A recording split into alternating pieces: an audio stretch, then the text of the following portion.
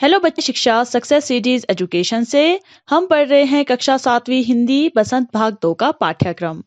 आज हम पाठ 5 पढ़ने वाले हैं। पाठ 5 का शीर्षक है मिठाई वाला और लेखक हैं भगवती प्रसाद वाजपेयी जी। इस पाठ में लेखक ने एक ऐसे पिता का वर्णन किया है जिसने अपने बच्चों और अपनी पत्नी को किसी कारणवश खो दिया है और वो बहुत ज्यादा दुखी है। लेकिन वो अपने बच्चों को दूसरे बच्चों में खोजने की कोशिश करता रहता है और उन बच्चों के बीच में जाने के लिए वो बहुत सारे किरदार निभाता है। इसी कहानी को लेखक ने हमारे सामने एक बहुत ही अद्भुत और सुंदर तरीके से प्रस्तुत किया है, जिसे हम आगे पढ़ेंगे।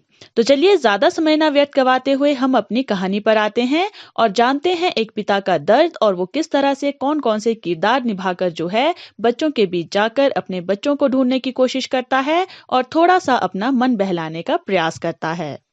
बहुत ही मीठे स्वरों के साथ वह गलियों में घूमता हुआ कहता, बच्चों को बहलाने वाला, खिलौने वाला।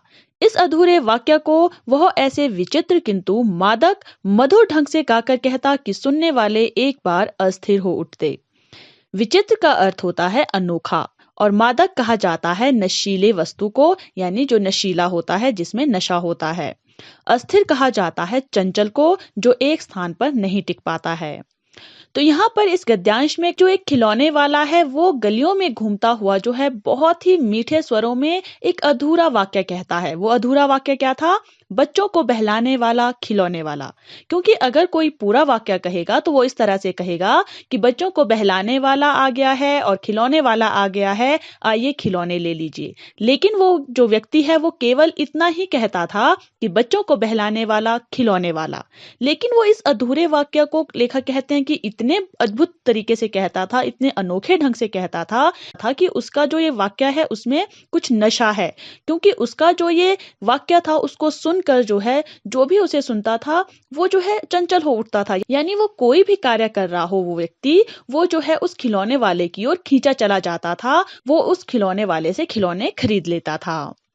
उसके स्नेहाभिषिक्त कंठ से फूटा हुआ गान सुनकर निकट के मकानों में हलचल मच जाती। छोटे छोटे बच्चों को अपनी गोद में लिए युवतियां चीकों को उठाकर छज्जों पर नीचे झांकने लगती। स्नेहाभिषिक्त होता है प्रेम में डूबा हुआ, कंठ कहा जाता है गले को और युवतियां होती है महिलाएं। चीके कहा जाता है घूंघट को और छज्जे कहा जाता है छत का जो आगे वाला भाग होता है, उसे कहते हैं छज्जा।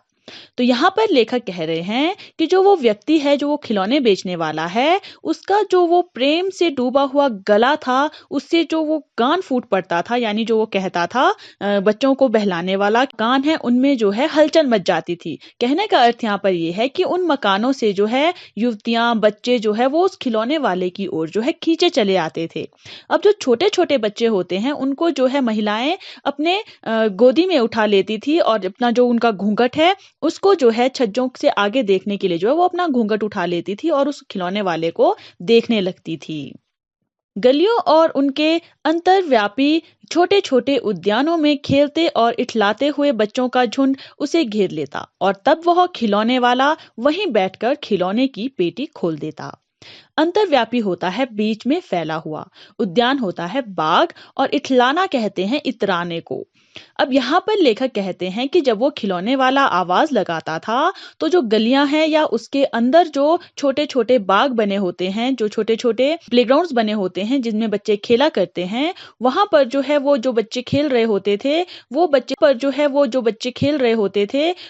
जो है दौड़ कर जो है उस खिलौने वाले के पास आ जाते थे और उस खिलौने वाले को घेर लेते थे। और वो जो खिलौने वाला है, जब बच्चे उसके पास पहुंचते थे तो वो अपनी पेटी जो है वहीं पर खोल देता था। यानी जहां वो पहुंचा होता था, जहां पर बच्चे उसे घेर लेते थे, वो उससे आगे कहीं नहीं जाता था।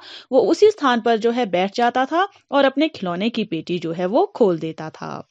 बच्चे खिलौने देखकर पुलकित हो उठते। वे पैसे लाकर खिलौने का मोल भाव करने लगते। पूछते, इसका दाम क्या है ओलिचका ओलिचका। अब पुलकित कहते हैं हर शादी से गदगद या रोमांचित जो होता है, यानी बहुत ज्यादा खुश जो हो जाते हैं, उसे हम पुलकित कहते हैं।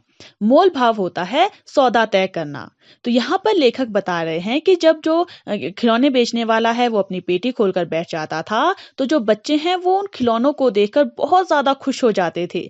वे जो है अपने घर से पैसे लेकर आते थे और फिर जो है उन खिलौनों का मोल भाव करने लगते थे। और वो किस थे, वो जो है अपनी तोतली जुबान में जो है उस खिलौने वाले से पूछते थे कि इसका दाम क्या है और इसका क्या है, इसका क्या है। यानी वो सारे खिलौनों के जो है दाम पूछने लग जाते थे और उनकी जो है तोतली जुबान कही गई है लेखक के द्वारा, वो जो है दिखा रहे हैं कि यहाँ पर जो वो बच्चे हैं वो बहुत ज्यादा छोटे बच्चे हैं।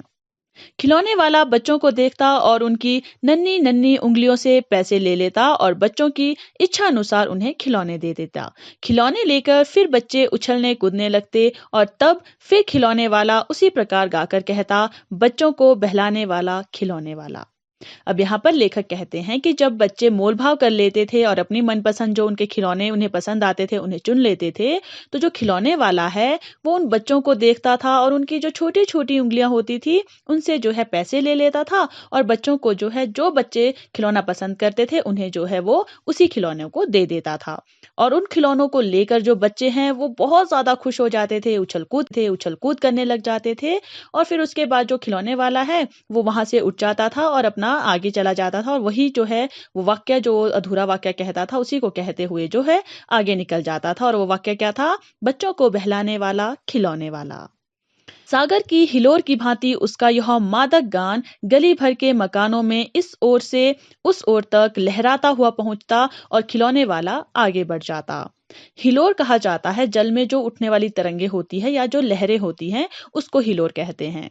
अब लेखक बताते हैं कि जो लहरें होती है उसकी तरह जो है उसका जो वो स्वर था वो जो है पूरी गली भर के जो मकान हैं उसमें जो है यहाँ से वहां जो है ऐसा लगता था जैसे उसके वो स्वर जो है लहरा रहे हों। यानी वो जो है जितनी जोर से गाता था, इतने सुंदर इतने मधुर स्वर में गाता था, वो भी जो है उसके उन स्वरों के साथ ऐसे लग रहे थे जैसे वो उसको सुनकर जो उसके खींचे चले आते थे। लेकिन जो खिलौने वाला है वो बच्चों को खिलौने देकर जो है आगे बढ़ जाता था। राय विजय बहादुर के बच्चे भी एक दिन खिलौने लेकर घर आए। वे दो बच्चे थे, चुन्नू और मुन्नू। चुन्नू जब खिलौने ले आया तो बोला, मेला घोला कैछा छुंदल है। मुन्नू बोला, और देखो मेला कैछा छुंदल है। यहाँ पर जो ये मेला घोला कैछा छुंदल है ये जो है एक तोतले बच्चे के जुबान से कहा गया है और इसका अर्थ है कि मेरा घोड़ा कैसा सुंदर है। और इसी तरह जैसे मुन्नू का जो वाक्य है उसका अर्थ है और देखो मेरा कैसा सुंदर है। अब यहाँ पर लेखक बताते हैं कि जो वो खिलौने वाला है एक दिन जो है राय विजय बहादुर जी जो हैं उनके जो दो बच्चे हैं वो भी जो है उससे खिलौने लेकर जो है अपने घर आए थे और उन दो बच्चों का नाम जो है चुन्नू मुन्नू कहा गया है। और जो चुन्नू मुन्नू है वो अपने अपने खिलौने देख खाकर जो है एक दूसरे से कह रहे थे कि उनका खिलौना कैसा सुंदर है। दोनों अपने हाथी घोड़े लेकर घर भर में उछलने लगे। इन बच्चों की माँ रोहिणी कुछ तक खड़े खड़े उनका खेल निहारती रही। अंत में बुलाकर उनसे पूछा, अरे ओ चुन्नू मुन्नू, ये खिलौने तुमने कितने में लिए हैं? निहारने का अर्थ होता है ध्यानपूर्वक देखना। अब यहाँ पर लेखक कहते हैं कि कुछ देर तक जो है उनकी जो माँ है रोहिणी वो जो है उन्हें खड़े खड़े उनके खेल को निहारती रही, उन्हें ध्यानपूर्वक देखती रही कि वो किस तरह से जो है अपने जो हाथी घोड़े हैं उनके खिलौने उनसे जो है किस तरह से खेल रहे हैं। और बाद में जो है उन्होंने जो है उन दोनों बच्चों को बुलाकर पूछा कि वो जो है ये खिलौने कितने रुपए में लेकर आए हैं। मुन्नू बोला, 2 पैसे में। खिलौने वाला दे गया है। रोहिणी सोचने लगी, इतने सस्ते कैसे दे गया है, कैसे दे गया है यह तो वही जाने, लेकिन दे तो गया ही है, इतना तो निश्चय है।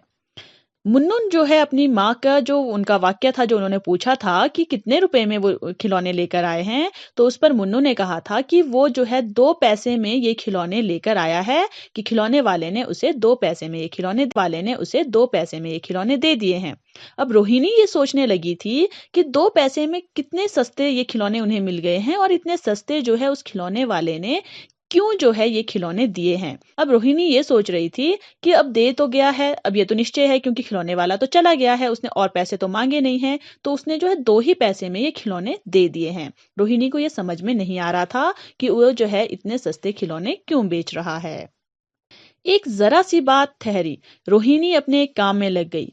फिर कभी उसे इस पर विचार करने की आवश्यकता ही भला क्यों पड़ती। जरा सी बात होता है छोटी सी बात। अब लेखक बताते हैं कि ये बहुत छोटी सी बात थी, क्योंकि ऐसा जो है आमतौर पर हो जाता है कि कभी आपको कोई चीज सस्ते में मिल जाती है तो आप ये ज्यादा नहीं सोचते हैं कि वो क्यों सस्ते में बेच रहा है, इतने सस्ते में उसका गुजारा हो जाता होगा या नहीं हो जाता होगा, वो क्यों जो है इतने सस्ता बेच रहा है। तो ये जो है रोहिणी के लिए भी आम बात थी, छोटी सी बात थी, इसलिए जो है रोहिणी को इस पर विचार करने के लिए कोई ज्यादा जो है आवश्यकता नहीं पड़ी थी। वो अपने काम में लग गई थी। अब यहाँ तक की जो ये कहानी है, इसमें हमने जाना कि जो वो खिलौने वाला है वो उस व्यक्ति का पहला किरदार है। यानी वो जो खिलौने वाला है वो खिलौने सस्ते में बेच रहा था और बच्चों को जो है वो सस्ते में भी खिलौने दे देता था, वो ज्यादा पैसे उनसे नहीं लेता था। ये हमने यहाँ पर जाना है। अब आगे की बात जो है लेखक 6 महीने बाद की बता रहे हैं, यानी अब जो है कहानी का दूसरा पड़ाव लेखक हमारे सामने प्रस्तुत कर रहे हैं। 6 महीने बाद नगर भर में 2-4 दिनों से एक मुरली वाले के आने का समाचार फैल गया। लोग कहने लगे, भाई वाह, मुरली बजाने में वह एक ही उस्ताद है। मुरली बजाकर गाने सुनाकर वह मुरली बेचता भी है, सो भी 2-2 पैसे में। भला इसमें उसे क्या मिलता होगा, मेहनत भी तो ना आती होगी। अब जो उस्ताद है वो कहा जाता है प्रवीण को, यानी जो किसी काम में माहिर हो। अब लेखक यहाँ पर हमें 6 हैं, जो वो खिलौने बेचने वाला था उसके 6 महीने बाद जो है अब नगर में जो है कोई मुरली वाला आ गया है। ये बात जो है नगर भर में फैली हुई थी और उस मुरली वाले के बारे में लोग कह रहे थे कि जो मुरली वाला है वो मुरली बजाने में बहुत ही उस्ताद है, यानी वो मुरली बहुत ही अच्छी बजाता है। वो मुरली बजाता भी है, गाना भी सुनाता है और साथ में मुरली भी भेजता है, और वो भी सिर्फ 2-2 पैसे में, यानी वो मुरली बहुत ही सस्ती बेच रहा था। अब लोगों को इसमें हैरानी ये हो रही थी कि भला इतने कम पैसों में जो है उसे क्या मिलता होगा, क्योंकि उसकी जो मेहनत है वो कहाँ से मुरली ला रहा है, कहाँ बेच रहा है, वो चलकर कहाँ से आ रहा है, उसका खाना पीना कैसे चल रहा होगा, ये सब जो है 2-2 पैसे में मुरली बेचकर उसे कैसे मिलता होगा, ये सब जो है लोग सोच सोचकर परेशान थे। एक व्यक्ति ने पूछ लिया, कैसा है वह मुरली वाला, मैंने तो उसे नहीं देखा। उत्तर मिला, उम्र तो उसकी अभी अधिक ना होगी, यही 30-32 का होगी, दुबला पतला गोरा युवक है, बीकानेरी रंगीन साफा बांधता है। वही तो नहीं जो पहले खिलौने बेचा करता था? क्या वह पहले खिलौने भी बेचा करता था?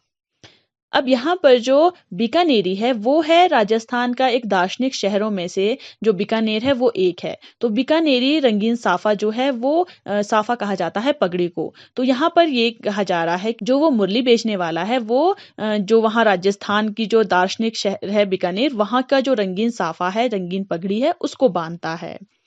तो इस पैराग्राफ में जो एक व्यक्ति है वो पूछता है कि जो मुरली वाला है उसको उसने नहीं देखा है, वो कैसा दिखता है। तो उसके उत्तर में दूसरा व्यक्ति उससे कहता है कि उम्र तो उसकी ज्यादा नहीं है, 20-25 होगी, और वो दुबला पतला है, गोरा युवक है, यानी वो उसके बारे में, उसके जो कद काठी है उसके बारे में बताता है, वो क्या पहनता है, वो कैसा दिखता है। तो जो पहला व्यक्ति है वो झट से कहता है कि कहीं वो वाला व्यक्ति तो नहीं है जो खिलौने बेचा करता था पहले, यानी जो 6 महीने पहले खिलौने बेचा करता था। तो जो दूसरा व्यक्ति है वो आश्चर्य से कहता है कि क्या वो पहले खिलौने भी बेचता था? यानी अब वो ये सोच रहा है कि पहले वो खिलौने बेचता था और अब वो मुरली बेच रहा है, यानी ये क्या जो ये दृश्य है वो क्या है, यानी वो क्यों जो है पहले खिलौने बेचता था और अब जो है मुरली बेच रहा है।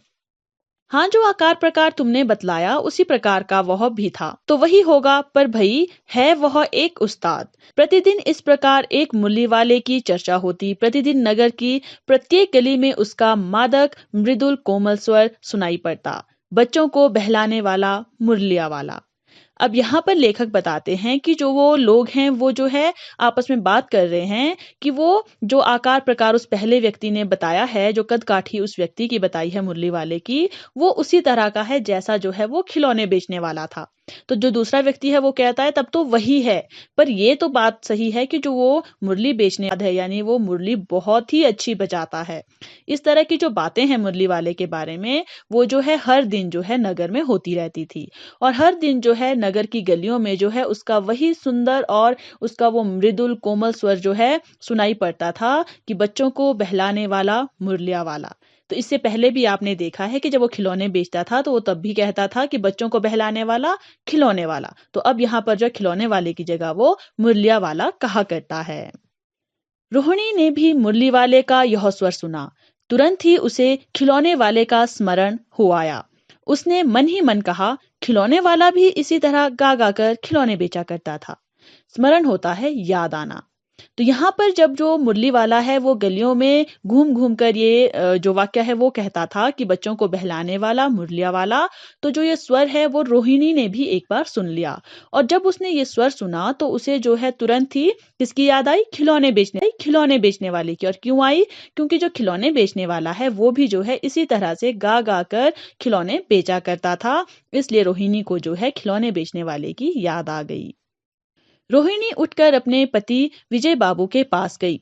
जरा उस मुरली वाले को बुलाओ तो चुन्नू मुन्नू के लिए ले लूं। क्या पता यह फिर इधर आए ना आए, वो भी जान पड़ता है पार्क में खेलने निकल गए हैं। अब जो रोहिणी है वो जो है अपनी जगह से उठकर अपने पति के पास चली जाती है, विजय बाबू के पास, और उनको कहती है कि वो जाकर जो है मुरली वाले को बुलाए ताकि वो उनसे जो है चुन्नू मुन्नू के लिए जो है मुरलियां ले ले। क्योंकि वो हो सकता है कि ये मुरली वाला दोबारा यहाँ से ना आए, और ये भी पता है कि जो चुन्नू मुन्नू है वो जो है पार्क में खेलने चले गए हैं, तभी वो जो है आसपास नहीं दिखाई दे रहे हैं। वरना मुरली वाले की जो गान है उसे सुनकर जो है वो जरूर अंदर आकर जो है पैसे ले जाते और मुरली स्वयं ले आते। विजय बाबू एक समाचार पत्र पढ़ रहे थे। उसी तरह उसे लिए हुए वे दरवाजे पर आकर मुरली वाले से बोले, क्यों भाई, किस तरह देते हो मुरली? अब जो विजय बाबू हैं, जब रोहिणी ने उन्हें कहा कि वो जाकर जो है उस मुरली वाले को बुलाकर लाए, तो वो जो है उस समय समाचार पत्र पढ़ रहे थे, न्यूज़पेपर को पढ़ रहे थे। और वो उसी तरह से उठे और न्यूज़पेपर को अपने साथ ले जाकर जो है दरवाजे के पास गए, और वहां से जो है मुरली वाले को आवाज देकर उन्होंने कहा कि क्यों भाई, किस तरह से ये मुरली दे रहे हो, कितने रुपए में दे रहे हो? किसी की टोपी गली में गिर पड़ी, किसी का जूता पार्क में ही छूट गया, और किसी की सोतनी ही ढीली होकर लटक आई है। इस तरह दौड़ते हाफते हुए बच्चों का झुंड आ पहुंचा। एक स्वर से सब बोल उठे, हम भी लेंदे मुरली, हम भी लेंदे मुरली। यहाँ पर जो सोतनी है उसका अर्थ होता है पजामा। और यहाँ पर जो तोतले वर्ड्स जो हैं लेखक ने कहे हैं हमारे सामने बच्चों के, उनका अर्थ है हम भी मुरली लेंगे। अब यहाँ पर लेखक बता रहे हैं कि जो बच्चे हैं वो इतने ज्यादा एक्साइटेड होकर, इतने ज्यादा खुश होकर जो है उस मुरली वाले के पास दौड़ कर आए थे कि उनमें से किसी की टोपी जो है वो कहीं गली में ही गिर गई थी, किसी का तो जूता ही पार्क में छूट गया था, और किसी का पैजामा जो है वो ढीला होकर लटक गया था। लेकिन वो फिर भी दौड़ते हांफते हुए जो है उस मुरली वाले के पास मुरली लेने पहुंच गए थे। मुरली वाला हर्ष गदगद हो उठा, बोला, सबको देंगे भैया, लेकिन जरा रुको, ठहरो, एक एक करके देने दो। अभी इतनी जल्दी हम कहीं लौट थोड़े ही जाएंगे, बेचने तो आए ही हैं, और है भी इस समय मेरे पास एक दो नहीं, पूरे 57। हर्ष गदगद होता है, बहुत अधिक प्रेम। अब लेखक बताते हैं कि जब वो बच्चे दौड़ दौड़ कर जो है मुरली वाले के पास आ गए और एक ही स्वर में जो है सभी चिल्लाने लगे कि उन सबको मुरली चाहिए, तो जो मुरली वाला है वो बहुत ही अधिक प्रेम से जो है बहुत ही ज्यादा खुश हो गया था, और वो खुश होकर सबको बोलता है कि मैं सबको मुरली दूंगा, जरा रुको, ठहरो, एक एक करके मैं सबको मुरली देने वाला हूँ। वो इतनी तो कहीं लौट कर जाएगा नहीं, क्योंकि वो क्या है, मुरली बेचने आया है, और उसके पास एक मुरली या दो मुरली नहीं है, उसके पास पूरी 57 है। यानी सबको जो है मुरली मिलेगी। हाँ बाबूजी, क्या पूछा था आपने? कितने में दी? दी तो वैसे 3-3 पैसे के हिसाब से है, पर आपको 2-2 पैसे में ही दे दूंगा। अब जो मुरली वाला है वो बच्चों को छोड़कर जो है उन विजय बाबू की ओर मुड़ जाता है, क्योंकि विजय बाबू ने जो है उसे आवाज देकर पूछा था कि वो कितने की मुरली दे रहा है। तो जो मुरली वाला है वो उनसे कहता है कि वो वैसे तो 3-3 पैसे के हिसाब से मुरली दे रहा है, लेकिन विजय बाबू को जो है वो 2-2 पैसे में ही दे देगा। विजय बाबू भीतर बाहर दोनों रूप में मुस्कुरा दिए, मन ही मन कहने लगे, कैसा है, देता तो सबको इसी भाव से है, पर मुझ पर उल्टा एहसान लाद रहा है। फिर बोले, तुम लोगों की झूठ बोलने की आदत होती है, देते होंगे सभी को 2-2 पैसे में, पर एहसान का बोझ मेरे ही ऊपर लाद रहे हो। भाव होता है मूल्य। अब जो विजय बाबू हैं वो अंदर बाहर दोनों रूप से मुस्कुरा रहे थे, क्योंकि वे मन ही मन कह रहे थे कि ये मुरली वाला कैसा है, क्योंकि ये सबको जो है 2-2 रुपए में ही देता होगा, लेकिन उल्टा मेरे ऊपर एहसान लाद रहा है जैसे मुझे 2-2 रुपए में दे रहा है और बाकी सबको 3-3 में देता है। और वो यही बात जो है मुरली वाले से भी कह देते हैं कि जो तुम लोग होते हो वो तुम झूठ बोलते हो बहुत ज्यादा, तुम्हें आदत होती है झूठ बोलने की, क्योंकि तुम सबको 2-2 पैसे में ही देते हो, लेकिन ऐसा जता रहे हो जैसे मुझ पर एहसान कर रहे हो कि तुम जो है मुझे 2-2 की दे रहे हो, लेकिन औरों को जो है 3 पैसे की देते होंगे। मुरली वाला एकदम अप्रतिभ हो उठा, बोला, आपको क्या पता बाबूजी कि इनकी असली लागत क्या है। यह तो ग्राहकों का दस्तूर होता है कि दुकानदार चाहे हानि उठाकर चीजें क्यों ना बेचे, पर ग्राहक यही सोचते हैं दुकानदार मुझे लूट रहा है। आप भला काहे को विश्वास हो।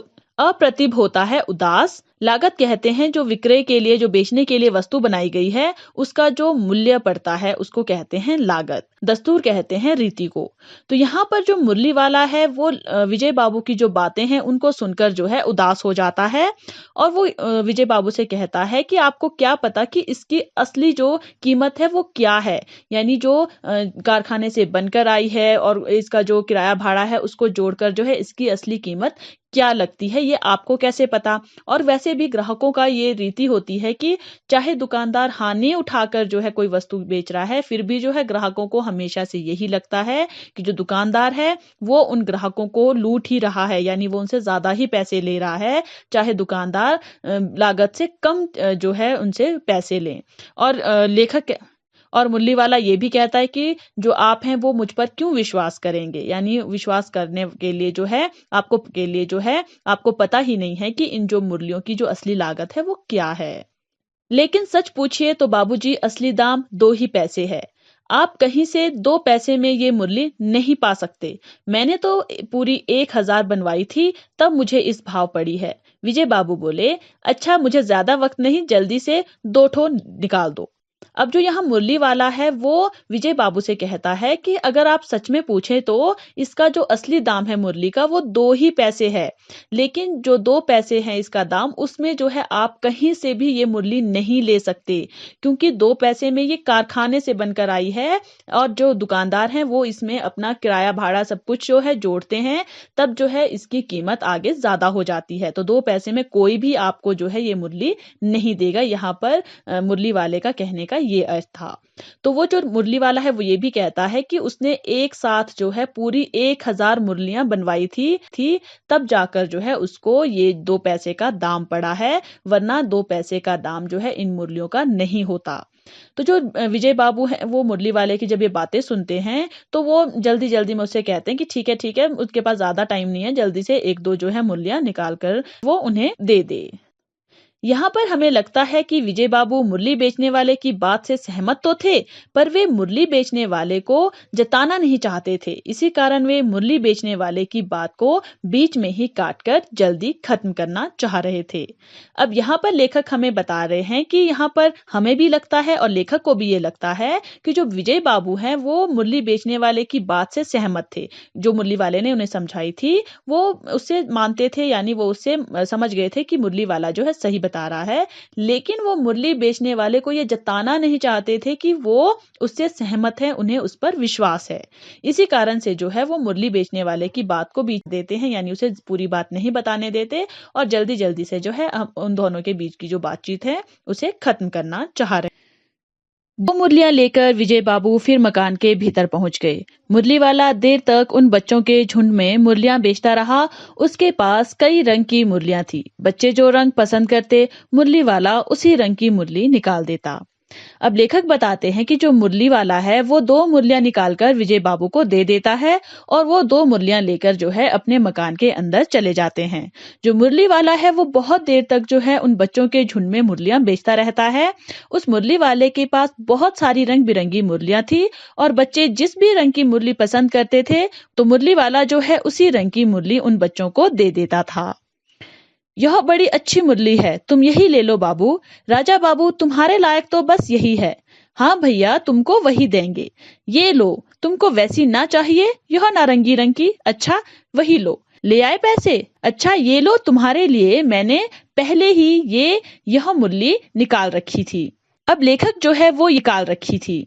अब लेखक जो है वो यहाँ पर मुरली वाले की बातों का वर्णन कर रहे हैं कि वो किस तरह से बच्चों को मुरलियां देते हुए कहता है। वो जो है तरह तरह की बातों से जो है बच्चों को बहलाता है कि ये मुरली अच्छी है, या राजा बाबू ये जो मुरली है ये तुम्हारे ही लायक है, इससे अच्छी तुम्हें कोई मुरली नहीं मिलेगी। अब जो बच्चे हैं वो जिस मुरली को पसंद करते हैं तो वो उसी तरह से जो है बच्चों को देता है। अगर नारंगी रंग की मुरली पसंद आती है नारंगी रंग की दे देता है, लाल रंग की मुरली पसंद आती है लाल रंग की दे देता है। यानी इस तरह से जो है वो बच्चों में कह कह कर जो है मुरलियां बांटता है, उन्हें मुरलियां बेचता है। तुमको पैसे नहीं मिले, तुमने अम्मा से ठीक तरह मांगे ना होंगे। धोती पकड़कर पैरों में लिपटकर अम्मा से पैसे मांगे जाते हैं बाबू। हाँ फिर जाओ, आपकी बार मिल जाएंगे। दुअन्नी है तो क्या हुआ, ये लो पैसे वापस लो, ठीक हो गया ना हिसाब। अब लेखक बताते हैं कि जो मुरली वाला है वो जो है एक बच्चे को नसीहत देता है। एक बच्चा से अम्मा से पैसे मांगे जाते हैं क्योंकि वो बच्चा मुरली वाले से कह रहा होगा कि उसके पास पैसे नहीं है, उसे अम्मा ने जो है पैसे नहीं दिए।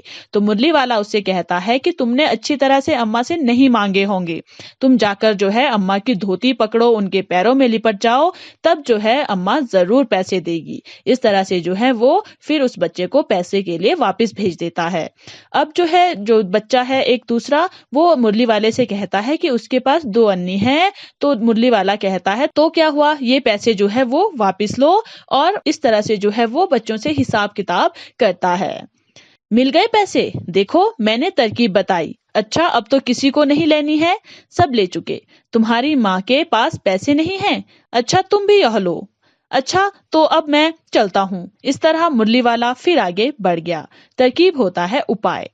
अब जो पहले बच्चा था जिसने जो है अम्मा से पैसे मांगे थे और उनकी अम्मा ने पैसे नहीं दिए थे और मुरली वाले ने जो उसे तरकीब बताई थी, वो बच्चा उस तरह से जो है उस तरकीब को आजमा कर जो है पैसे ले आया था। तो मुरली वाला उसे कहता है कि देखा पैसे मिल गए ना, यानी जो उसने तरकीब बताई थी, जो उपाय बताया था वो काम कर गया। तो अब जो है वो कहता है कि अब तो किसी को नहीं लेनी है, सब ले चुके हैं। लेकिन एक बच्चा कहता है कि उसकी माँ ने उसे पैसे नहीं दिए हैं क्योंकि उसकी माँ के पास पैसे नहीं है। फिर जो है मुरली वाला जो है उसे भी मुरली ऐसे ही दे देता है। तो इस तरह से जो है वो सबको मुरलियां बांट कर कहता है कि ठीक है अब मैं चलता हूं। तो इस तरह से मुरली वाला जो है सबको मुरलियां बांट कर आगे चला जाता है। तो यहाँ पर जो है इस गद्यांश में हमने देखा कि जो मुरली वाला है वो बहुत ही अच्छे हृदय का है, उसका मन जो है बहुत ही साफ है। क्योंकि जब बच्चे के पास पैसे नहीं थे फिर भी जो है उसने उसे ऐसे ही बिना पैसे के ही मुरली दे दी थी, क्योंकि वो बच्चों से बहुत ज्यादा प्यार करता था। वो उन बच्चों में जो है अपने बच्चों को देख रहा था। तो इस तरह से जो है वो सबको मुरलियां बांटकर आगे बढ़ जाता है। तो जो ये दूसरा भाग हमने कहानी का पढ़ा जिसमें खिलौने वाला जो है अब खिलौने ना बेचकर मुरली बेचने जो है बच्चों के बीच में आया है, वो जो है हमने देखा बहुत ही अच्छे स्वभाव का है। वो जो है बच्चों को हट करना भी सिखा रहा है, वो बच्चों के साथ अच्छे से बात भी कर रहा है, और साथ ही साथ जब किसी बच्चे के पास पैसे नहीं हैं तो उस बच्चे को जो है वो मुफ्त में मुरली भी बांट रहा है। तो इस तरह से हमने देखा कि जो मुरली बेचने वाला है वही जो है पहले खिलौने बेचने वाला भी था और बाद में वो मुरलियां बेच रहा है। यानी वो किसी भी तरीके से जो है अलग अलग ढंग से बच्चों को खुश करना चाह रहा है, बच्चों के बीच में आना चाह रहा है। अब लेखक जो है कहानी का तीसरा पड़ाव जो है वो दिखा रहे हैं। लेखक लिखते हैं, आज अपने मकान में बैठी हुई रोहिणी मुरली वाले की सारी बातें सुनती रही। आज भी उसने अनुभव किया बच्चों के साथ इतने प्यार से बातें करने वाला और सौदा भी कैसा सस्ता बेचता है। भला आदमी जान पड़ता है। समय की बात है जो बेचारा इस तरह मारा मारा फिरता है। पेट जो ना कमाए सो थोड़ा। अनुभव होता है तजुर्बा। अब लेखक बताते हैं कि जो रोहिणी है वो मुरली वाले की बातों को सुन रही थी। यानी उसने जो है मुरली वाले की, जो वो बच्चों के साथ बातें कर रहा था, उन्हें किस तरह से मुरली बेच रहा था, और अंत में जो उसने एक मुरली जो है किसी बच्चे को बिना पैसे के ही दे दी, वो सारी बातें जो है वो देख रही थी, सुन रही थी। और आज भी जो है उसने अनुभव किया कि जो ये मुरली बेचने वाला है वो बच्चों से इतने प्यार से बात करता है, ऐसा जो है पहले कोई भी फेरी वाला जो खिलौने बेचता है, मुरली बेचता है, है या कपड़े बेचता है, इस तरह के जो फेरी वाले गली गली में कुछ सामान बेचने आते हैं, इतने प्यार से बातें करने वाला जो है उसने कभी पहले नहीं देखा था, और वो भी इतने सस्ते में बेचने वाला तो उसने पहले कभी नहीं देखा था।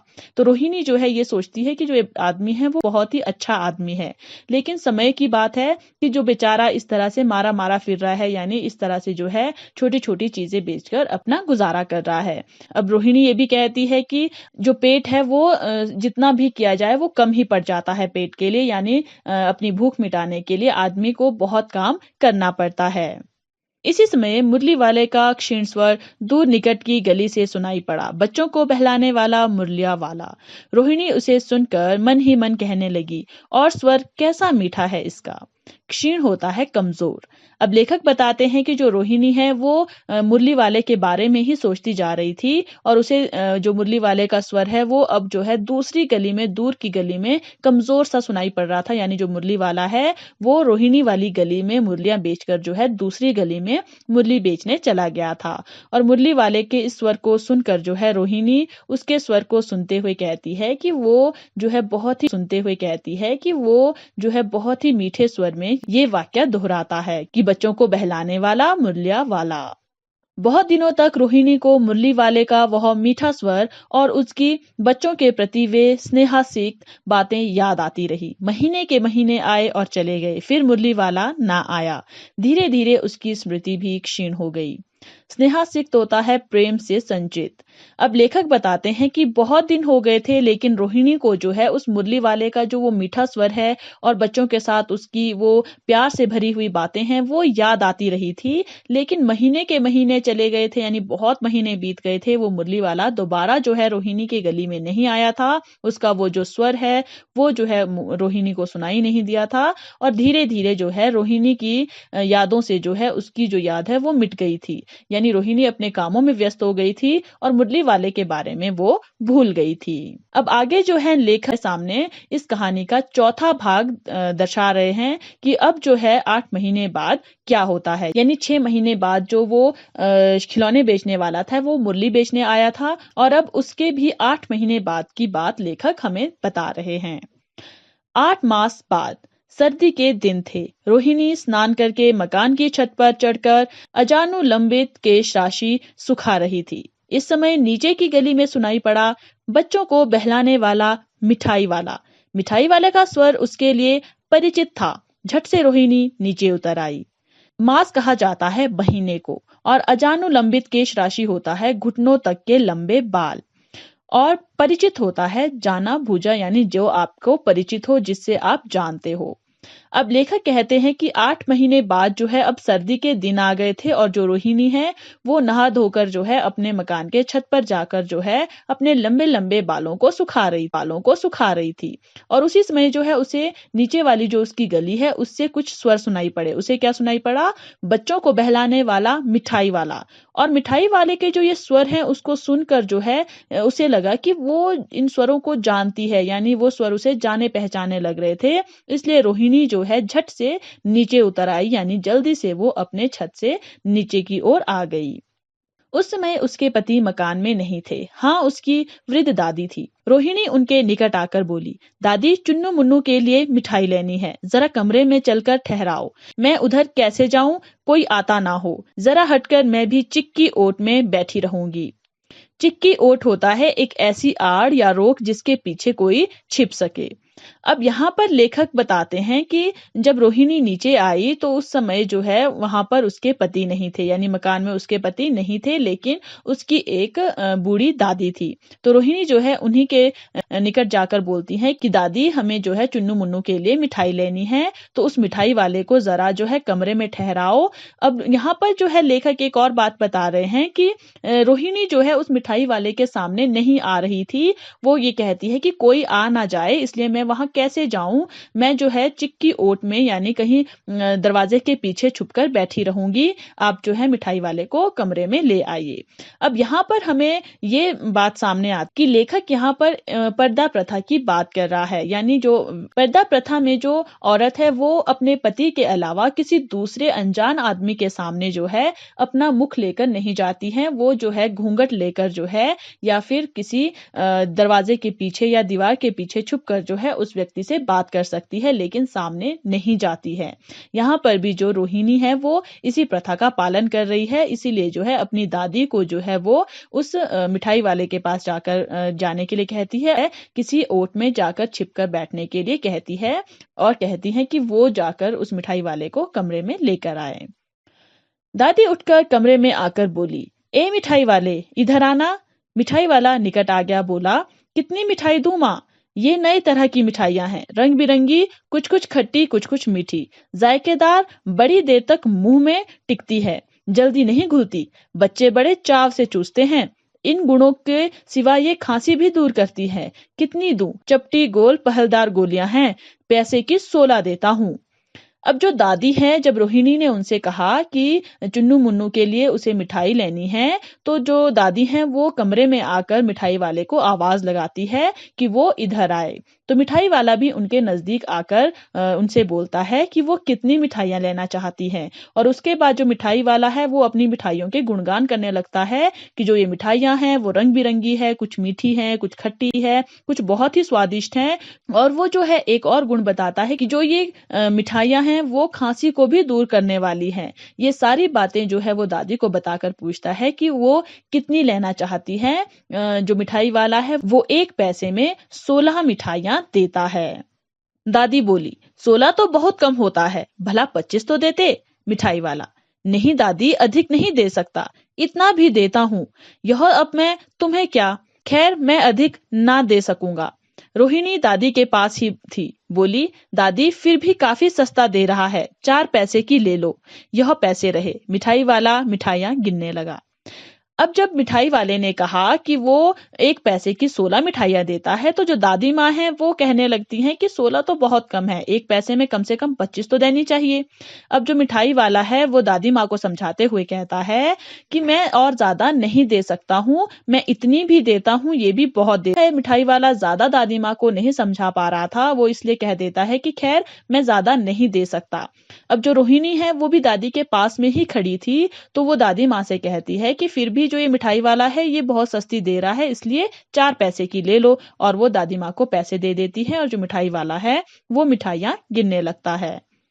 तो 4 की दे दो। अच्छा 25 नहीं सही, 20 ही दो। अरे हाँ, मैं बूढ़ी हुई, मोल भाव अब मुझसे ज्यादा करना आता भी नहीं। कहते हुए दादी के पोपले मुंह से जरा सी मुस्कुराहट फूट निकली। मोल भाव होता है सौदा तय करना, और पोपला मुंह कहा जाता है जिसके अंदर के जो दांत हैं वो टूट गए हैं या निकल गए हैं, जिसके कारण जो मुंह है वो अंदर से पोपला हो गया है और झुर्रियां पड़ जाती है, जैसे उनको जो है पोपला मुंह कहा जाता है। अब लेखक कहते हैं कि अब दादी माँ जो है वो उस मिठाई वाले से मजाक करने लगती हैं कि ठीक है अब 4 पैसे की दे दो, अब लेकिन 25 नहीं दे सकते हो तो कम से कम 20 तो दे, 25 नहीं दे सकते हो तो कम से कम 20 तो दे दो। अब जो दादी माँ है वो ये भी कहती है कि हाँ अब मैं बूढ़ी हो गई हूँ तो मेरे को जो है ज्यादा सौदा तय करना नहीं आता है। ये कहते हुए जो है जो दादी माँ है उनका जो पोपला मुंह है उससे जो है मुस्कुराहट फूट पड़ती है। रोहिणी ने दादी से कहा, दादी इससे पूछो तुम इस शहर में और कभी भी आए थे या पहली बार आए हो? यहाँ के निवासी तो तुम हो नहीं। दादी ने इस कथन को दोहराने की चेष्टा की ही थी कि मिठाई वाले ने उत्तर दिया, पहली बार नहीं, और भी कई बार आ चुका हूँ। चेष्टा होती है कोशिश करना। अब रोहिणी जो है वो दादी माँ के जरिए उस मिठाई वाले से बात करती हैं। वो कहती हैं कि दादी इस मिठाई वाले से पूछो कि ये इस शहर में पहली बार आया है या और भी पहले कभी आया है, क्योंकि वो इस शहर का निवासी तो है नहीं है। तो जो दादी माँ है वो रोहिणी की बात को जो है उस मिठाई वाले से पूछने लगती हैं, कोशिश कर रही थी, लेकिन उतने में मिठाई वाला कह देता है कि वो पहली बार जो है यहाँ पर नहीं आया है, वो पहले भी आ चुका है। अब रोहिणी जो है वहीं पर साथ में खड़ी थी, इसलिए मिठाई वाला उसे देख तो नहीं पा रहा था, लेकिन उसकी बातें सुन पा रहा था, इसलिए दादी माँ के पूछने से पहले ही वो जो है रोहिणी की बात का उत्तर दे देता है। रोहिणी चिक की आड़ से ही बोली, पहले यही मिठाई बेचते हुए आए थे या और कोई चीज लेकर? मिठाई वाला हर्ष, संशय और विस्मय आदि भावों में डूबकर बोला, इससे पहले मुरली लेकर आया था और उससे भी पहले खिलौने लेकर। हर्ष होता है खुशी, संशय कहा जाता है संदेह और विस्मय आदि होता है आश्चर्य। अब जो रोहिणी है वो भी जो है मिठाई वाले से उस चिक की आड़ से ही बातें करना शुरू कर देती है और उस मिठाई वाले से कहती है कि पहले जो है वो मिठाई बेचते हुए ही इस शहर में आया था या कोई और चीज लेकर भी आया था। यहाँ पर रोहिणी के क्वेश्चन करने का अर्थ ये है कि जो रोहिणी है थी कि जो उसका संदेह है कि ये मिठाई वाला ही खिलौने वाला है और मुरली वाला है, वो इस संदेह को दूर करना चाहती थी। तो रोहिणी का जो प्रश्न है उसको सुनकर जो मिठाई वाला है वो खुश भी हो जाता है, उसको संदेह भी होता है, उसको आश्चर्य भी होता है, उसके जो भाव है वो अलग अलग हो जाते हैं। वो उनमें डूब कर जो है फिर से बोलता है कि इससे पहले जो है मैं मुरली लेकर आया था और उससे भी पहले खिलौने लेकर आया था। रोहिणी का अनुमान ठीक निकला। अब तो वह उससे और भी कुछ बातें पूछने के लिए अस्थिर चंचल हो उठी। वह बोली, इन व्यवसायों में भला तुम्हें क्या मिलता होगा? अनुमान होता है अंदाजा और व्यवसाय होता है काम धंधा। अब जो रोहिणी है उसका जो अंदाजा था, उसका जो अनुमान था वो सही निकला था, क्योंकि रोहिणी को पहले से ही ये अंदाजा हो रहा था कि जो ये मिठाई वाला है यही जो है मुरली वाला और खिलौने वाला था। तो यहाँ पर जो है उस मिठाई वाले ने खुद से कह दिया कि वो पहले जो है मुरली बेचने आया था और उससे भी पहले वो खिला है। तो अब जो है उसकी बातें सुनकर जो रोहिणी है वो और भी उससे कुछ क्वेश्चंस पूछना चाहती थी, वो बहुत ज्यादा चंचल हो गई थी। वो उससे पूछती है कि जो ये काम धंधा वो करता है अलग अलग चीजों का, उससे भला उसे क्या बचता है, क्योंकि उसे पता था कि जो वो मिठाई वाला है वो बहुत ही कम दामों में अपनी चीजों को बेचता है। वह बोला, मिलता भला क्या है, यही खाने भर को मिल जाता है, कभी नहीं भी मिलता है, पर हाँ संतोष, धीरज और कभी कभी असीम सुख जरूर मिलता है, और यही मैं चाहता भी हूँ। सो कैसे, वह भी बताओ। संतोष होता है तृप्ति, धीरज कहा जाता है धैर्य को, और असीम होता है जिसकी कोई सीमा ना हो। अब रोहिणी की बातों को सुनकर जो मिठाई वाला है वो कहता है कि मुझे मिलता क्या है, बस यही कि मेरे को खाने को मिल जाता है, यानी मेरा पेट भर जाता है, और कभी कभी तो खाने को भी नहीं मिलता है। कहने का तात्पर्य यहाँ पर यह है कि जो मिठाई वाला है वो बहुत कम दामों में जो है अपनी चीजों को बेचता है। इससे क्या होता है कि जितने दाम में वो खरीद रहा है उसी दाम में जो है वो आगे बेच रहा है, तो उसको जो है मुनाफा नहीं होता है, तो वो कहाँ से अपने लिए राशन पानी करता होगा। तभी जो है वो कहता है कि बस खाने भर का इंतजाम हो जाता है, लेकिन कभी कभी जो है इतना भी नहीं हो पाता है। पर वो फिर भी ये कहता है कि फिर भी जो है उसे तृप्ति मिलती है, धैर्य मिलता है, और उसको बहुत ही, जिसकी कोई सीमा नहीं है, उतना सुख मिल जाता है जो चाहता भी है। यानी वो बहुत ज्यादा अमीर नहीं होना चाहता है, बहुत ज्यादा चीजें नहीं चाहता है, बस वो संतुष्ट होना चाहता है। जो उन बच्चों को जो वो कम दामों में चीजें बेचता है उससे उसको मिल जाता है, और वो ये चाहता है। लेकिन जो रोहिणी है वो उससे पूछती है कि वो कैसे मिलता है तुम्हें, ये भी मुझे बताओ। अब व्यर्थ उन बातों की क्यों चर्चा करूं, उन्हें आप जाने ही दो, उन बातों को सुनकर आपको दुख ही होगा। अब इतना बताया है तब और भी बता दो, मैं बहुत उत्सुक हूँ, तुम्हारा हर्जा ना होगा, मिठाई मैं और भी ले लूंगी। व्यर्थ होता है बेकार में ही, और उत्सुक होता है अत्यधिक इच्छुक, और हर्जा कहा जाता है नुकसान को।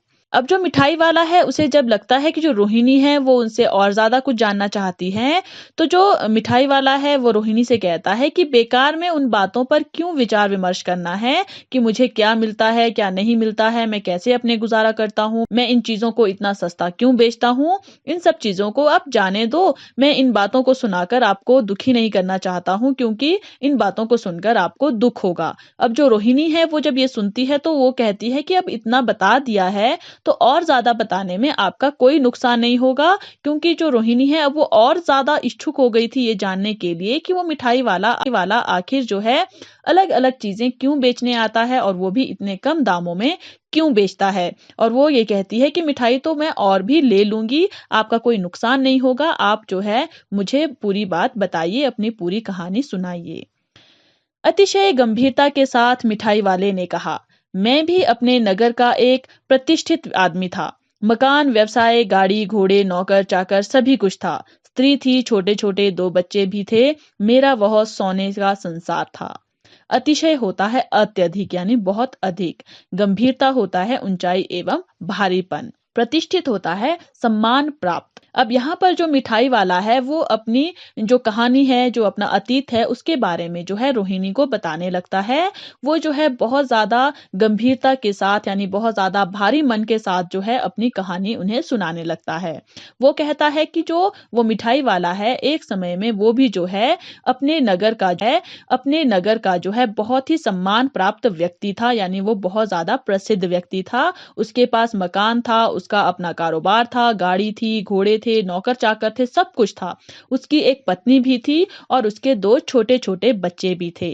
जो मिठाई वाला है वो कहता है कि उसका वो जो संसार था, वो सोने की तरह था, यानी वो बहुत ज़्यादा कीमती था उसके लिए। बाहर संपत्ति का वैभव था, भीतर संसारिक सुख था। स्त्री सुंदर थी, मेरी प्राण थी। बच्चे ऐसे सुंदर थे जैसे सोने के सजीव खिलौने। उनकी अटखेलियों के मारे घर में कौतूहल मचा रहता था। वैभव कहा जाता है शान शौकत को और सजीव होता है जीवित। अटखेलियां कहा जाता है मस्ती और विनोद से भरी चंचलता को और कोलाहल होता है शोर या हल्ला करना। अब जो मिठाई वाला है वो रोहिणी को बताता है कि उसके पास जो है बाहर संपत्ति थी, उसका शान और शौकत थी और एक जो सुख था वो उसके पास था। यानी उसकी जो स्त्री थी वो बहुत ही ज़्यादा सुंदर थी, उसके लिए जो है वो प्राण देने के लिए तैयार था, उसकी स्त्री उसके लिए प्राणों से प्यारी थी। उसके जो 2 बच्चे हैं उनके बारे में वो रोहिणी को बताता है कि वो इतने सुंदर थे कि ऐसा लगता था जैसे सोने के जो है जीवित खिलौने हों और उनकी जो मस्ती थी, उनके जो हँसी मज़ाक था, उनकी जो वो खेल खेलते थे उससे जो है उनके घर में जो है शोर मचा रहता था, यानी उसका जो घर था वो बहुत ही सुख शांति से वो अपने घर में अपना जीवन जी रहा था। समय की गति विधाता की लीला अब कोई नहीं है, दाद प्राण निकाले नहीं निकले, इसलिए अपने उन बच्चों की खोज में निकला हूँ। वे सब अंत में होंगे तो यहीं कहीं, आखिर कहीं ना जन्मे ही होंगे। उस तरह रहता घुल घुल कर मरता, इस तरह सुख संतोष के साथ मरूंगा। अब यहाँ पर जो मिठाई वाला है वो रोहिणी को बताता है कि जो समय की गति है वो एक सी नहीं रहती। जो विधाता की लीला है उसके सामने किसी का बस नहीं चलता, क्योंकि अब उसके पास कोई नहीं है, यानी उसकी जो पत्नी है, उसके जो बच्चे हैं, उनकी असमय मृत्यु हो गई है, वो उससे दूर जा चुके हैं। अब यहाँ पर मिठाई वाला ये भी कहता है कि उसके प्राण जो है वो निकाले नहीं निकले, यानी वो ही केवल जो है अपने परिवार में एक बच गया है। वो मरना चाहता है लेकिन वो नहीं मर पा रहा है, इसलिए जो है वो अपने उन बच्चों की खोज में निकला हुआ है, क्योंकि उसका ये कहना है कि अंत में वो यहीं कहीं उसे जरूर मिलेंगे, क्योंकि कहीं ना कहीं तो उन्होंने जन्म जरूर लिया होगा। तो इसीलिए जो है वो इन बच्चों की खोज में जो है निकला हुआ है कि कहीं ना कहीं उसे अपने बच्चे जरूर मिलेंगे। उनकी मृत्यु जरूर हो गई है लेकिन कहीं ना कहीं उन्होंने जरूर जन्म लिया होगा, इसलिए जो है वो बच्चों को खुश करने के लिए जो अलग-अलग तरह की चीजें लेकर आता है और अपने उन बच्चों को इन बच्चों में ढूंढने की कोशिश करता है। वाला है वो ये भी कहता है कि अगर वो उस तरह से रहता, यानी अपने बच्चों की याद में खोया रहता, अपनी पत्नी की याद में खोया रहता, तो वो घुल-घुल कर मरता, यानी घुट-घुट कर उसके प्राण जाते। लेकिन इस तरह से यानी जैसे वो बच्चों के बीच में आता है, उनके बीच में अपने बच्चों को ढूंढने की कोशिश करता है, कम दामों में जो है बच्चों को खिलौने बेचता है, मिठाइयाँ बेचता है, तो इस तरह से जो है उसको सुख मिलता है, उसे संतोष मिलता है, तो इस तरह से वो अच्छे से मर सकता है। इस तरह के जीवन में कभी-कभी अपने उन बच्चों की एक झलक सी मिल जाती है। ऐसा जान पड़ता है जैसे वे इन्हीं में उछल-उछल कर हँस खेल रहे हैं। पैसे की कमी थोड़ी ही है, आपकी दया से पैसे तो काफ़ी हैं। जो नहीं है इस तरह उसी को पा जाता हूँ। अब यहाँ पर मिठाई वाला ये भी कहता है कि इस तरह का जो जीवन है कभी-कभी जो है उसमें वो उन अपने बच्चों की झलक उसे मिल जाती है। उसे ऐसा जान पड़ता है जैसे उसके जो वो बच्चे हैं वो भी इन छोटे-छोटे बच्चों के साथ उछल-उछल कर हँस खेल रहे हैं। अब यहाँ पर जो मिठाई वाला है वो रोहिणी से ये भी कहता है कि उसके पास पैसों की कमी नहीं है। सबकी दया से उसके पास पैसे ज़रूर हैं, लेकिन जो उसके पास नहीं है यानी जो बच्चे नहीं हैं, उनका प्यार नहीं है, इस तरह से जो है अपने इन बच्चों के बीच में आकर उन्हें छोटी-छोटी चीज़ें बेचकर जो है, वो जो है उस खुशी को भी पा लेता है। रोहिणी ने अब मिठाई वाले की ओर देखा। उसकी आंखें आंसुओं से तर है। उसी समय चुन्नू मुन्नू आए, रोहिणी से लिपटकर उसका आंचल पकड़कर बोले, अम्मा मिठाई। अब रोहिणी ने जब उस मिठाई वाले की सारी बातें सुनी, तो उसने मिठाई वाले की ओर देखा। उसने देखा कि अब जो मिठाई वाला है, उसकी आँखों में जो है आँसू आ गए थे। उसकी आँखें जो है वो आँसुओं से तर हो चुकी थी, भीग चुकी थी। उसी समय जो है रोहिणी के दोनों बच्चे चुन्नू-मुन्नू वहाँ आ गए और उन्होंने जो है रोहिणी का आँचल पकड़ लिया, उसे लिपट गए और बोले कि उन्हें भी मिठाई चाहिए। मुझसे लो, यह कहकर तत्काल कागज की 2 पुड़ियां मिठाइयों से भरी मिठाई वाले ने चुन्नू मुन्नू को दे दी। रोहिणी ने भीतर से पैसे फेंक दिए। तत्काल होता है तुरंत ही। अब जब चुन्नू मुन्नू ने रोहिणी को पकड़ लिया, उसका आंचल पकड़कर उन्होंने कहा कि उन्हें भी मिठाई चाहिए, तो जो मिठाई वाला है उसने एकदम से तुरंत ही कहा कि मुझसे लो। उसने जो है ये कहकर कागज की 2 पुड़ियां ली, उसमें मिठाइयां भरी और वो चुन्नू मुन्नू को दे दी। रोहिणी ने भी जो है उस मिठाई के पैसे जो है अंदर से ही उस मिठाई वाले की ओर फेंक दिए। मिठाई वाले ने पेटी उठाई और कहा, अब इस बार ये पैसे ना लूंगा। दादी बोली, अरे अरे नाना, अपने पैसे लिए जा भाई। तब तक आगे फिर सुनाई पड़ा उसी प्रकार मादक मृदुल स्वर में, बच्चों को बहलाने वाला मिठाई वाला।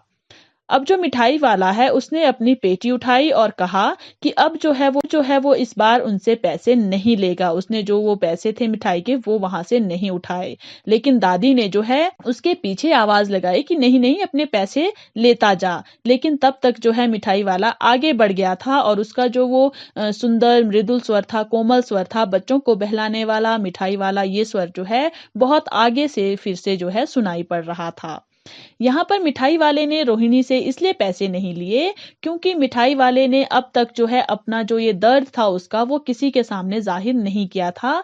रोहिणी के सामने जो है उसे अपनापन महसूस हुआ क्योंकि रोहिणी ने जो है उससे उसके अतीत के बारे में पूछा, उसके बारे में बातचीत की। तो जो मिठाई वाला है वो जो है भावुक हो गया था। उसने जो है अपने बच्चों को समझकर जो है चुन्नू मुन्नू को वो मिठाइयां दी थी। इसलिए जो है उसने उन मिठाइयों के पैसे नहीं लिए और वो आगे बढ़ गया। तो इस कहानी में हमने देखा कि जो वो पिता है वो जो उसका दर्द है उसको कम करने के लिए अपने बच्चों को ढूंढने के लिए वो बार-बार जो है बच्चों के बीच में आया करता था।